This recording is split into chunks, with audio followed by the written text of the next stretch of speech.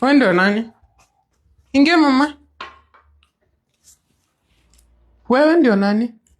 Wewe ndio nani amekupatia hizo food? Mimi ni Exodus. So umetoka? Umetoka? Wewe ndio mwenye nyumba? Hebu nikuulize, nani amekupatia hizo chakula? Ni msichana wako. Nilikuwa nimetumwa huku na huo msichana wako akaniambia eti nikae chini ni aniwekee soda. Kama nani? Nani alikuwa amekutuma? Si kama kwa hivyo ulikuwa umetumwa kuja kukula? Hapana, si nilikuja kama nilikuwa nimekuja kuuliza mwenye ameanika. Sasa chakula ya mtoto amekupatia kwa nini? Madam, sasa hizi nita. Madam ni nani?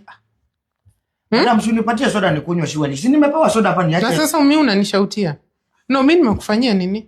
Chakula yenyewe nimeacha ya mtoto shwari. Hata uwezi jua huko kuna watoto. Si nikuacha baraka kwa nini? Baraka gani? No, baraka gani?